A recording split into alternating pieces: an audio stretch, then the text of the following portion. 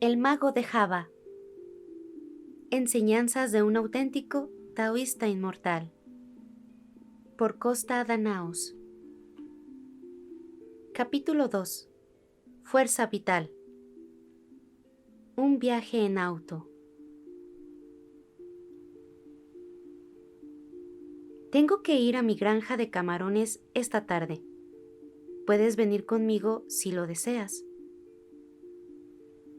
Habían pasado unas 2 semanas de que conociera al hombre que iba a convertirse en mi maestro.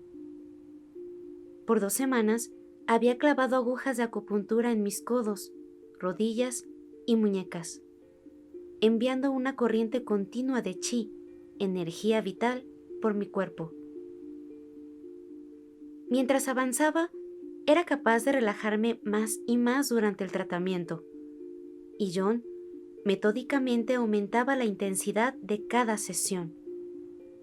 Yo había descubierto, para mi sorpresa, que había empleado una intensidad de corriente de no más de 0.5% de su poder total para tratar a los pacientes.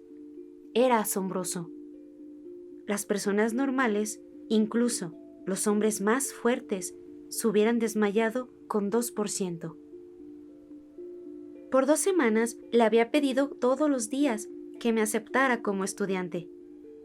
Siempre fue firme al rehusarse, pero nunca insinuó que yo debía irme a la mierda, para ponerlo con claridad.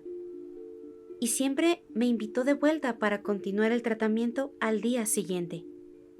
Solo hice eso, sin perder nunca la oportunidad de una sesión, rechinando los dientes contra el dolor y tratando de replegarme en la meditación, cuando John aumentaba la corriente, elevando la intensidad del poder que enviaba a mi interior a los niveles más elevados que podía resistir. En verdad, fue doloroso, pero lo más importante es que tuvo un efecto. Parecía que en cada sesión mis articulaciones se sentían cada vez mejor, y mientras que no desaparecieron los depósitos de calcio de mi brazo derecho, habían estado ahí por 12 años. Desaparecieron por completo los de mi brazo izquierdo, que se habían estado formando por 1 año más o menos. John también me enseñó un conjunto de ejercicios, como los llamaba, para complementar el proceso de curación, y los practicaba rigurosamente todos los días. Me sorprendió la primera semana de nuestra relación al tomar un palillo para comer y, con aire despreocupado, introducirlo en una tabla de 1 pulgada de grueso. Más adelante, supe que podía hacer esto a voluntad, con un pedazo de madera de 6 u 8 pulgadas de grueso. El grosor era irrelevante. Debes comprender que no lo clavaba con su puño, ni nada así. Solo apoyaba la palma contra la parte posterior del palillo y lo hacía fluir hacia la tabla. John me entregó la tabla y traté de hundir más el palillo. No lo podía mover, pero cuando lo jalé, salió con facilidad. La razón era la forma cónica del palillo. Se estrechaba de la base a la punta. Para introducirlo más, tenía que aplastar la madera a su alrededor, como John lo había hecho. Cuando lo jalé, solo el aire se resistió al movimiento. ¿Comprendes el Yang y el Yin?, me había preguntado. Asentí.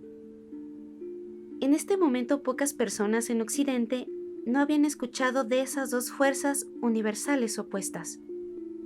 Dentro de nuestros cuerpos, ambas fluyen en cantidades iguales, continuó. Esas energías son opuestas, no pueden juntarse nunca. Por lo general, Yin y Yang corren paralelas una a otra, sin nunca separarse una de otra. Yo empleo mi Yin y Yang juntos, como si fueran uno. Es por eso que puedo hacer lo que hago. Por sí mismo, el chi del Yang no puede pasar los límites del cuerpo. Nei Kung, le dije. Sí. Parecía contento de que conociera la palabra. Cuando me pidió ir con él a su lugar de trabajo, salté ante la posibilidad de conocer mejor al hombre. ¿Que si quería ir? ¿Es católico el Papa? John era un empresario con mucho éxito y muy rico. Era contratista y exportador de bienes manufacturados y perecederos. A menudo se refieren a los chinos expatriados como los judíos de Asia, si se les puede llamar así, y con buenas razones. Como sus contrapartes occidentales, controlan las arterias más importantes del desarrollo económico del sudeste de Asia. John era un hombre de ese tipo. Sin embargo, iba a descubrir que había nacido en la pobreza más abyecta y que era un millonario por esfuerzo propio. Fuimos a la granja de camarones en auto. John condujo, muy rápido, pero no de modo temerario. Cuando llegó a 140 kilómetros por hora, me empecé a preocupar un poco, porque ni las leyes ni las condiciones del tráfico del país en que residía permitían esa velocidad. Y ten en cuenta que soy griego, y como tal, estoy acostumbrado a las altas velocidades y a las malas condiciones de los caminos. El tráfico era muy pesado, y después de un tiempo sucedió lo inevitable. Sonó el celular de John, y la llamada era importante. Empezó a hablar en el aparato con oraciones cortas y rápidas, acunando el teléfono bajo su mentón y básicamente conduciendo con una mano, no con las dos. Para complicar la situación, empezó a pasar a una serie de autos, algo totalmente ilegal, ya que había una doble línea dividiendo el centro del camino. Su carril estaba con claridad más allá de esos autos y llevaba prisa. John había completado una maniobra y vuelto a entrar al carril correcto, cuando de repente un camión, con el propósito de pasar a un vehículo que avanzaba lentamente frente a él, entró a nuestro carril. Los autos que habíamos pasado estaban a menos de 100 metros detrás de nosotros, una distancia diminuta a nuestra velocidad. Me sujeté del panel y de inmediato me sentí muy contento de tener puesto el cinturón de seguridad. Avanzamos a unos 140 kilómetros por hora. El camión que se acercaba iba a menos a 100 kilómetros por hora. John manejaba con una sola mano mientras hablaba por teléfono. Yo estaba seguro que nos dirigíamos a un accidente grave y me sentí agradecido que estuviéramos en un auto grande y resistente. Rechinando los dientes, le señalé el auto que se acercaba y me preparé para el impacto. John apenas levantó la mirada. Sin perder la calma o dejar la conversación, giró a la parte externa de la carretera, pasó al camión y volvió al carril. Miró por el espejo retrovisor para estar seguro de que el camión también había evitado a los autos que estaban detrás de nosotros y siguió adelante. Después de un minuto o algo así, terminó la conversación y apagó el teléfono. Mis ojos aún están bien, me dijo secamente. Tenía 57 años de edad en ese momento y parecía de 40. ¿Siempre manejas así de rápido? Fue la única respuesta que pude pensar. Cuando voy solo, por lo general manejo más rápido, de 175 a 200 kilómetros por hora. Mira, me gusta la velocidad. Cuando tengo a otras personas en el auto, por lo general me mantengo por debajo de 140, ya que de otra manera no podría protegerlos si sucediera algo. ¿Has tenido alguna vez un accidente? Solo una vez. Golpeé de lado a un camión a unos 160 kilómetros por hora. ¿Qué sucedió? No sucedió nada. Utilicé mi poder para absorber el impacto en mi cuerpo. Tuvieron que sacarme cortando con sierra eléctrica. Los testigos dijeron que fue un milagro, que Dios o algún santo me había protegido. Quedé sorprendido. Lo que me estaba diciendo es que su cuerpo, fortalecido por los poderes que su entrenamiento Nei Kung le había dado, había resistido una tensión mayor a la fuerza de deformación del acero. Traté de imaginar los pedazos de metal y vidrio fluyendo alrededor de su cuerpo, incapaces de cortar la carne humana. Por supuesto, la deformación plástica que planearon los diseñadores de autos permitía mucho, pero no se podía negar que era fenomenal el ímpetu que había absorbido. ¿Fue verdad? ¿Podía un ser humano llegar a un estado en que fuera inmune al daño externo? Parecía que era demasiado para aceptarlo. ¿Sabes?, continuó, cuando era más joven, quería ser doble de Hollywood, ya que en realidad no me podía lastimar en choques gracias a mi poder. Pero entonces pensé, no, si lo hago demasiadas veces, la gente empezará a hacerse preguntas sobre mí. Y además, le había prometido a mi maestro que no emplearía mi poder para ganar dinero. Avanzamos en silencio por un rato. Empezó a hacerme preguntas sobre Grecia. Comprendía los Balcanes. Había nacido sin un centavo y era chino. Mi padre murió cuando tenía 4 años de edad, dijo. Crecí muy pobre. Básicamente era un niño de la calle. Aunque mi madre trabajaba muy duro, no tenía dinero para enviarme a la escuela. A pesar de eso, terminé la preparatoria más adelante, pero no estudié en ninguna universidad. Cierto, bromeé, solo tienes un doctorado en convertirte en superhombre. No, respondió sonoramente. No debes pensar de mí que soy un superhombre. Soy como un piloto de avión de combate o un atleta de campeonato. No todos pueden volverse lo que soy. Existen ciertos requisitos, pero algunas personas pueden. Lo que soy es tanto producto de disciplina y entrenamiento como de talento natural.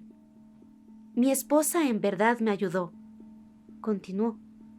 Cuando nos casamos, le expliqué que no podía hacer nada más, que tenía que dedicar todo mi tiempo libre a entrenarme. Estuvo de acuerdo. Se había casado a los 18 y tenía 7 hijos. Trabajé como conductor por casi 20 años. Sonrió. Así que, como verás, no necesitabas preocuparte tanto por mi forma de conducir. Conozco esos caminos. Avanzamos en silencio por un momento. Finalmente, preguntó, ¿en verdad comprendes lo que quiero decir cuando hablo del chi? Creo que sí, contesté. Pensé que comprendía los fundamentos. Después de todo, había leído todo lo que había para leer y había estudiado artes marciales por 25 años.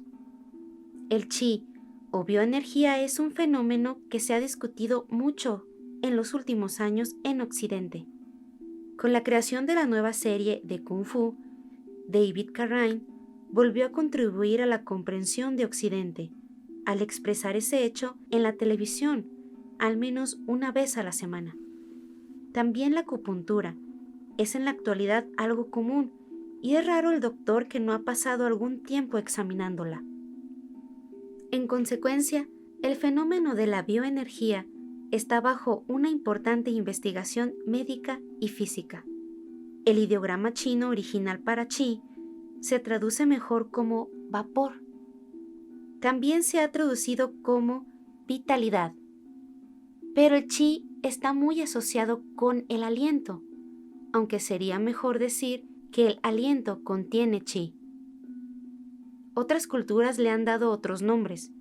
Los hindúes lo llaman prana, los tibetanos arlang, que significa viento, los hebreos ruach, viento, y los isleños del Pacífico mana, mientras que los antiguos griegos lo llamaban neuma, espíritu, viento. El chi es similar a la electricidad que fluye por un cable. Puede generar calor, trabajo o energía, pero ninguno de esos resultados identifica al chi en sí. Así que sabes que nuestros cuerpos contienen chi de yin y chi de yang, continuó. Bueno, sonreí. Leí al respecto en el Tao Te Ching. ¡Ah! Lao Tzu, el taoísta, dijo. Fue un sabio. ¿Qué dice sobre el chi? En ese momento pensé que me estaba poniendo a prueba. Más adelante descubrí que John nunca había leído el Tao Te Ching. Bueno, contesté. Dice que el chi tiene componentes yin y yang, y que es la interacción entre los dos lo que hace posible la vida. Esta retroalimentación entre los polos positivo y negativo de la existencia era el componente primario de nuestra fuerza vital. Cuando empezamos a comprender como especie este fenómeno desde una perspectiva técnica, empezamos a comprender la vida misma. Sin embargo, después descubriría que nuestros cuerpos son capaces de almacenar brevemente chi de yang puro y yin puro en diferentes áreas, aunque este estado de falta de equilibrio está sujeto a la entropía. Interacción. John saboreó la palabra. ¿Como la electricidad positiva y negativa? Eso me imagino. No es del todo correcto. Hizo una pausa. Pero mira, una vez dejé que uno de mis estudiantes me pusiera un voltímetro y un amperímetro. No registró voltaje, pero hice que se saliera de la escala el amperímetro. ¡Quemé el aparato! ¿Me estás diciendo que el chi tiene amperaje, pero no tiene voltaje? Así lo creo. Por ejemplo, puedo soportar la corriente eléctrica casera indefinidamente sin dolor, pero no puedo prender un foco. Lo he intentado muchas veces. Lo pensé. La investigación clínica en laboratorios médicos parece indicar que la resistencia eléctrica de la piel cambia en forma notable en los puntos de acupuntura. Existen máquinas de acupuntura eléctrica que aprovechan este fenómeno para localizar los puntos para principiantes. Es una indicación de que el chi y el voltaje tienen de alguna forma una relación inversa, aunque se ha ofrecido algunas otras explicaciones. Pero años después descubriría que John estaba equivocado. De hecho, su chi no exhibía voltaje ni amperaje. Más bien, era un fenómeno totalmente distinto, basado en fuerzas diferentes. Y aparte de ser más poderoso, ¿tu chi es diferente al de una persona promedio? John solo sonrió, pero no contestó. Llegamos a la granja. Era de tamaño mediano, empleaba ahí unas 20 personas. Di la vuelta mientras terminaba su asunto. Una joven sacó una canasta de frutas y una garrafa de café para mí. La fruta tropical estaba deliciosa, el café mediocre. John se acercó y se sentó, tomando algo de café. La gente es muy estúpida, dijo. Mi embarque está detenido en la aduana porque algún funcionario local quiere un soborno. Es la forma en que se actúa aquí. Es lo mismo en todo el mundo, dije. Es necesario engrasar las ruedas para que giren. Quedó encantado por la metáfora y la memorizó. Aquí tenemos una frase similar. Es verdad que la gente a menudo abusa de su posición en la sociedad para su propio beneficio. Al final, se trata solo de poder, dijo. Pareció pensar en la última palabra por un segundo. Después se volteó, de repente hacia mí.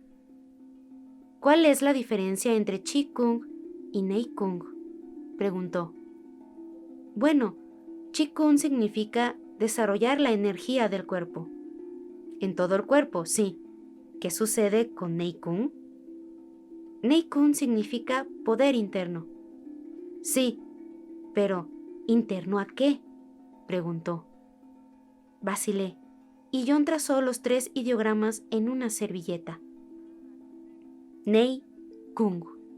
Esto es Nei Kung. El primer ideograma, Nei, significa un hombre entrando a una casa. De Kung ya sabes. Sí. Así que cuando practicamos Nei Kung, ponemos chi dentro, pero ¿Dentro de qué? Ah, del Dantien, los huesos, los chakras. Estaba viendo las partes. John hizo un gesto. Bueno, veo que todos los libros que lees hicieron algún bien. ¿Qué es el Dantien? El Dantien, o campo del elixir, es el almacén más importante de bioenergía del cuerpo humano, ubicado a 4 dedos debajo del ombligo, a la mitad del torso. Este centro tiene la habilidad de almacenar vastas cantidades de chi. Por esta razón, también se le conoce como Chi Hai, océano de chi. Pero es un error pensar que el Dantien en sí genera chi, como se presenta en muchos textos.